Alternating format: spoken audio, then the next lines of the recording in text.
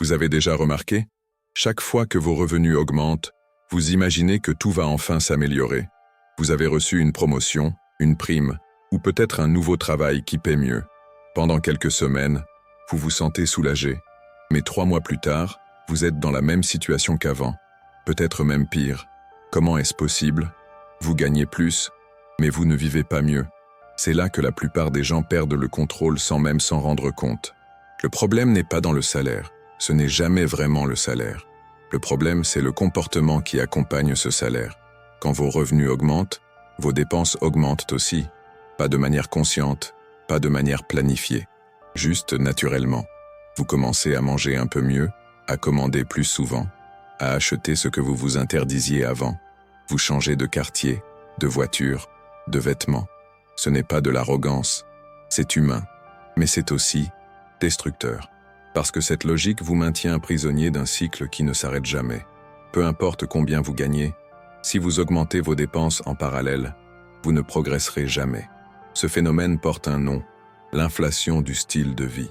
C'est ce mécanisme silencieux qui fait que les gens qui gagnent 3 000 par mois vivent aussi serrés que ceux qui gagnent 10 000. Les chiffres changent, les problèmes restent. Parce que le vrai problème n'est pas le montant, c'est la gestion. C'est la capacité à dire non. C'est la discipline de ne pas confondre avoir plus avec dépenser plus. Et pourtant, très peu de gens comprennent cela. Ils attendent le prochain coup de pouce, la prochaine augmentation, le prochain bonus. Ils pensent que le salut viendra de l'extérieur. Mais le salut est à l'intérieur. Il est dans votre relation avec l'argent, dans vos habitudes, dans vos choix quotidiens. Regardons les faits. Une personne qui gagne 1 500 par mois et qui épargne 150 € a une meilleure santé financière qu'une personne qui gagne 5 000 et qui termine chaque mois à zéro. C'est contre-intuitif, mais c'est vrai. Parce que l'épargne, aussi petite soit-elle, représente une marge. Elle représente une liberté. Elle représente la possibilité de faire face à un imprévu sans s'effondrer. La personne qui gagne plus mais qui dépense tout vit dans une illusion de confort. Elle a l'impression d'avoir réussi parce qu'elle consomme plus. Mais en réalité, elle est prisonnière de ses propres choix. Le cycle commence dès que l'argent arrive. Vous voyez votre compte crédité, et inconsciemment, vous relâchez. Vous vous dites que vous pouvez vous permettre un peu plus. Un restaurant supplémentaire, une nouvelle paire de chaussures, un abonnement de plus. Chacun de ces choix, pris individuellement, semble inoffensif. Mais cumulés, ils créent une structure de dépenses qui absorbe tout ce que vous gagnez. Et à la fin du mois, vous êtes surpris. Vous vous demandez où est passé l'argent. Vous jurez que la prochaine fois, vous ferez attention. Mais le mois suivant, c'est exactement la même chose. Parce que vous n'avez rien changé à la racine. Vous avez juste réagi à vos émotions et à vos impulsions. L'un des pièges les plus dangereux, c'est l'idée que gagner plus vous donne le droit de dépenser plus. C'est une logique séduisante, mais elle est fausse. Gagner plus vous donne surtout l'opportunité d'épargner plus, d'investir plus, de construire plus de sécurité. Si vous utilisez chaque augmentation pour augmenter votre train de vie, vous ne progressez jamais. Vous changez simplement de catégorie de consommation. Vous passez du bus au métro, du métro à la voiture, de la voiture d'occasion à la voiture neuve. Mais vous restez toujours au même point, zéro à la fin du mois. Ce qui aggrave les choses, c'est que plus vous gagnez, plus les tentations augmentent. Quand vous gagnez peu, vous êtes limité par la réalité. Vous ne pouvez tout simplement pas acheter certaines choses. Mais quand vous commencez à gagner un peu plus, tout devient accessible. Les crédits deviennent plus faciles à obtenir. Les marques vous ciblent différemment. Vos amis changent peut-être aussi. Vous entrez dans un environnement où la consommation est normalisée, encouragée, célébrée. Et vous suivez le mouvement, parce que vous pensez que c'est ce qu'il faut faire. Vous pensez que c'est ce que signifie réussir. Mais réussir financièrement, ce n'est pas consommer plus. C'est avoir plus de contrôle. C'est pouvoir dire non sans ressentir de frustration. C'est choisir consciemment où va votre argent, au lieu de le laisser partir au gré de vos envies. Réussir, c'est avoir une marge, une réserve, un coussin. C'est ne pas vivre en permanence sur le fil du rasoir, où la moindre dépense imprévue peut tout faire basculer. Et cette réussite ne dépend pas de combien vous gagnez, elle dépend de combien vous gardez. Il y a un autre facteur, important, la comparaison sociale. Plus vous gagnez, plus vous côtoyez des gens qui gagnent autant ou plus que vous. Et inconsciemment, vous commencez à vous comparer. Vous voyez leur voiture, leur voyage, leurs vêtements, et vous voulez être à la hauteur. Vous ne voulez pas paraître en décalage. Alors vous dépensez, non pas parce que vous en avez besoin, mais parce que vous voulez montrer que vous aussi, vous réussissez. C'est un jeu épuisant et ruineux, parce qu'il n'a pas de fin. Il y aura toujours quelqu'un qui gagne plus, qui possède plus, qui affiche plus. Si vous jouez à ce jeu, vous perdez d'avance. Maintenant, parlons des croyances qui alimentent ce comportement. La première, c'est l'idée que l'argent est fait pour être dépensé. C'est une demi-vérité. Oui, l'argent a une fonction. Il permet d'acquérir des biens et des services. Mais il a aussi une autre fonction, peut-être plus importante. Il permet de construire de la sécurité et de la liberté. Quand vous dépensez, tout ce que vous gagnez, vous utilisez l'argent uniquement pour sa première fonction. Vous ignorez complètement la seconde. Et c'est cette seconde fonction qui change vraiment votre vie. La deuxième croyance, c'est que vous méritez de profiter de votre argent après avoir travaillé dur. Encore une fois, c'est séduisant, mais dangereux. Bien sûr, vous méritez de profiter, mais profiter ne signifie pas tout dépenser. Profiter, c'est aussi se sentir en sécurité. C'est dormir tranquille en sachant que vous avez une réserve. C'est ne pas paniquer quand un imprévu survient. C'est avoir des options. Le plaisir immédiat de la consommation est éphémère. La tranquillité d'esprit d'avoir des économies est durable. La troisième croyance, c'est que vous aurez toujours du travail, que vos revenus seront toujours stables. C'est une illusion. Le monde change vite. Les entreprises ferment, les secteurs s'effondrent, les contrats prennent fin. Personne n'est à l'abri. Et si vous vivez constamment à la limite de vos revenus, vous êtes extrêmement vulnérable. Un seul mois sans salaire, et tout s'effondre. Cette vulnérabilité n'est pas causée par un manque de revenus, elle est causée par un manque de marge. Et cette marge, vous ne la créez qu'en dépensant moins que ce que vous gagnez. Beaucoup de gens pensent qu'ils sont obligés de suivre le rythme de leur environnement. Si tous leurs collègues déjeunent au restaurant, ils doivent le faire aussi. Si leurs amis partent en vacances à l'étranger, ils doivent suivre. Si leurs voisins achètent une nouvelle voiture, ils doivent faire pareil. Mais cette logique est une prison. Vous devenez l'esclave des attentes des autres. Vous vivez pour une audience que vous n'avez même pas choisie. Et pendant ce temps, votre situation financière se détériore. Parce que vous dépensez pour maintenir une image, pas pour répondre à vos vrais besoins. Il est également important de comprendre que l'inflation du style de vie est progressive. Elle ne se produit pas du jour au lendemain. Elle se construit petit à petit, décision après décision. Au début, vous vous dites que c'est temporaire, que c'est juste pour cette fois. Mais une fois devient une habitude. L'habitude devient une norme. Et la norme devient votre nouvelle réalité. Avant même de vous en rendre compte, vous avez reconstruit les mêmes contraintes financières qu'avant, juste avec des chiffres plus élevés. Prenons un exemple concret. Vous gagnez 2000 € par mois. Votre loyer est de 600 €, vos courses de 300, vos transports de 150. Il vous reste 950 € pour tout le reste. Vous recevez une augmentation de 500 €. Au lieu de garder ces 500 de côté, vous changez d'appartement. Vous passez à un loyer de 900 €. Vous commencez à commander plus souvent. Vos courses passent à 400. Vous prenez un abonnement de voiture, 150 de plus par mois.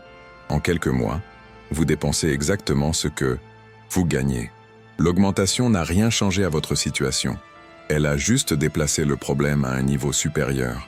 Ce que les gens ne réalisent pas, c'est que chaque nouvelle dépense fixe est un engagement. C'est une obligation récurrente. Et plus vous avez de dépenses fixes élevées, moins vous avez de flexibilité. Vous devenez prisonnier de vos propres choix. Vous ne pouvez plus vous permettre de changer de travail, de prendre un risque, de ralentir, parce que vous avez trop de charges. Vous devez continuer à courir, non pas parce que vous le voulez, mais parce que vous n'avez pas le choix. Et tout cela parce que vous avez confondu augmentation de revenus avec augmentation de dépenses. La vraie richesse, ce n'est pas avoir accès à plus de choses, c'est avoir la liberté de choisir. Et cette liberté ne vient pas de gagner plus, elle vient de dépenser moins que ce que vous gagnez. Elle vient de créer un écart entre vos revenus et vos dépenses. Cet écart, c'est votre marge de manœuvre. C'est votre filet de sécurité. C'est votre pouvoir de décision. Sans cet écart, vous êtes vulnérable, peu importe combien vous gagnez. Maintenant, comment sortir de ce piège? La première étape, c'est la prise de conscience. Vous devez comprendre que le problème n'est pas externe, il est interne. Ce n'est pas votre salaire qui doit changer, c'est votre comportement.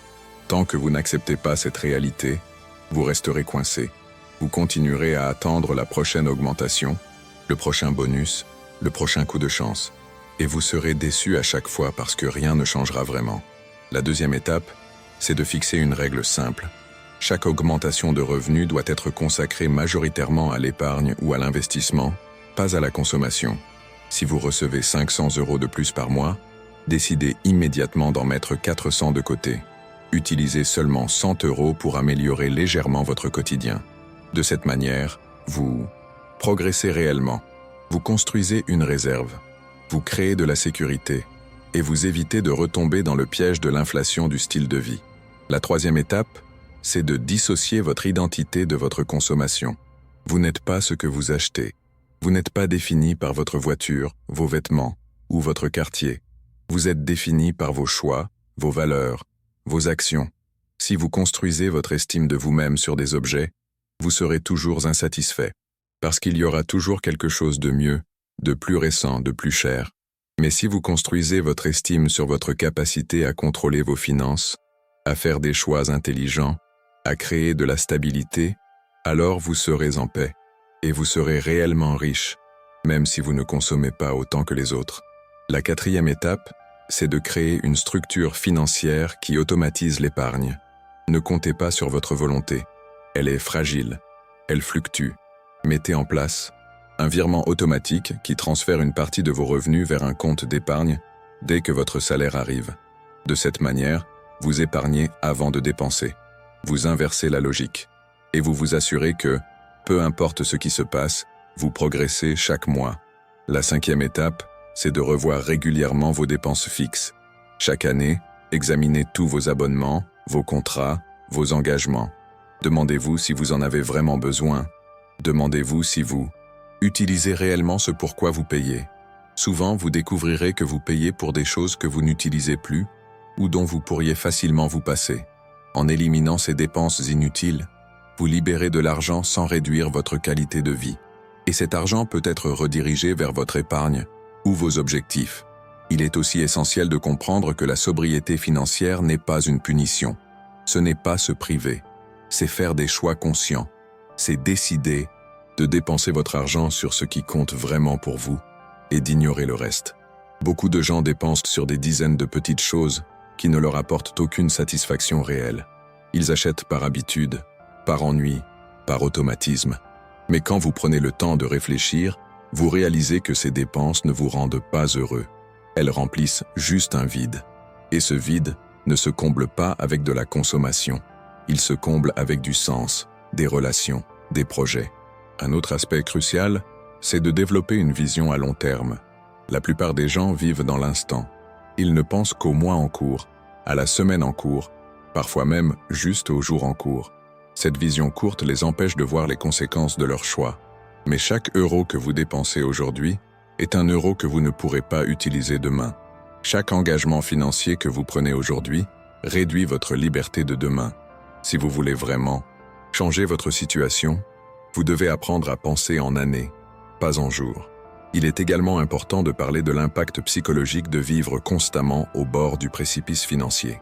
Quand vous dépensez tout ce que vous gagnez, vous vivez dans un état de stress permanent. Vous êtes toujours inquiet. Vous vous demandez comment vous allez faire si quelque chose se passe. Vous évitez de regarder vos relevés bancaires. Vous repoussez les décisions importantes. Ce stress affecte votre santé, vos relations, votre travail. Il vous empêche de vivre pleinement. Et tout cela pourrait être évité en créant simplement une marge financière. Enfin, comprenez que sortir de ce cycle demande du temps. Vous ne changerez pas du jour au lendemain. Les habitudes sont ancrées profondément. Elles sont liées à vos émotions, à votre histoire, à votre environnement. Mais chaque petit pas compte. Chaque euro épargné est une victoire. Chaque dépense évitée est un progrès. Vous n'avez pas besoin de tout transformer d'un coup. Vous avez juste besoin de commencer, de prendre une décision différente aujourd'hui, et puis une autre demain. Et progressivement, vous construirez une nouvelle réalité. L'erreur la plus courante est de penser que la solution viendra d'un événement extérieur. Un héritage, une promotion, un gain à la loterie. Mais même si cet événement se produit, si vous n'avez pas changé votre comportement, vous retomberez exactement au même endroit. Il y a d'innombrables exemples de personnes qui ont gagné des sommes énormes et qui se sont retrouvées ruinées quelques années plus tard, parce qu'elles n'avaient pas appris à gérer. Elles avaient juste plus d'argent pour alimenter les mêmes mauvaises habitudes. Le vrai changement commence dans votre tête.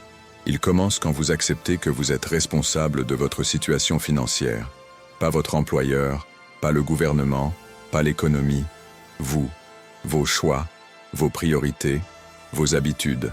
Cette responsabilité peut sembler lourde, mais elle est aussi libératrice, parce qu'elle signifie que vous avez le pouvoir de changer les choses. Vous n'êtes pas une victime des circonstances. Vous êtes l'acteur principal de votre vie financière. Beaucoup de gens refusent cette responsabilité parce qu'elle implique de renoncer à certaines choses. Elle implique de dire non, de faire des sacrifices, de sortir de sa zone de confort. Mais ces sacrifices ne sont pas des pertes, ce sont des investissements. Vous renoncez à un plaisir immédiat pour construire quelque chose de plus durable. Vous échangez la gratification instantanée contre la tranquillité d'esprit. Et à long terme, ce trade-off est toujours gagnant. Il y a aussi une dimension émotionnelle à prendre en compte. Pour beaucoup de gens, dépenser est une manière de compenser. Compenser le stress, l'ennui, la frustration, le vide. Ils achètent pour se sentir mieux, pour se récompenser, pour se prouver qu'ils ont réussi. Mais cet effet est temporaire. L'émotion négative revient rapidement, et avec elle le besoin de dépenser à nouveau. C'est un cercle vicieux. Pour en sortir, il faut traiter la cause, pas le symptôme. Il faut trouver d'autres manières de gérer ses émotions, d'autres sources de satisfaction. Et cela demande du travail sur soi, de l'introspection, parfois même de l'aide extérieure. Un autre obstacle majeur, c'est l'environnement. Si vous êtes entouré de personnes qui dépensent sans compter, qui valorisent la consommation, qui, jugeant ceux qui font attention à leur argent, il sera très difficile de changer. Vous aurez besoin de courage pour nager à contre-courant. Vous aurez besoin de vous entourer de personnes qui partagent vos valeurs, qui comprennent vos choix, qui vous soutiennent. Parfois, cela signifie créer de la distance avec certaines personnes. Ce n'est pas facile, mais c'est nécessaire. Votre environnement influence énormément vos comportements. Si vous voulez changer, vous devez choisir un environnement qui facilite ce changement. En résumé, gagner plus ne résout rien si vous ne changez pas votre manière de gérer l'argent. L'augmentation des revenus doit s'accompagner d'une discipline accrue, pas d'une augmentation proportionnelle des dépenses. La vraie richesse se mesure à la marge que vous créez entre ce que vous gagnez et ce que vous dépensez. Cette marge est votre sécurité, votre liberté, votre pouvoir de décision. Sans elle, vous restez prisonnier, peu importe votre salaire. Et avec elle, vous progressez même si vous gagnez modestement. Le changement commence par une prise de conscience, puis par des règles simples, automatiser l'épargne, limiter l'inflation du style de vie, dissocier identité et consommation. Il continue par une transformation progressive de vos habitudes, de vos priorités, de votre environnement. Ce n'est pas un sprint, c'est un marathon. Mais chaque kilomètre parcouru vous rapproche de la stabilité financière. Et cette stabilité change tout. Elle change votre stress, votre sommeil, vos relations, vos possibilités. Elle vous donne ce que l'argent dépensé ne peut jamais donner, la tranquillité. Alors la question n'est pas « Combien gagnez-vous ?» La vraie question est « Combien gardez-vous »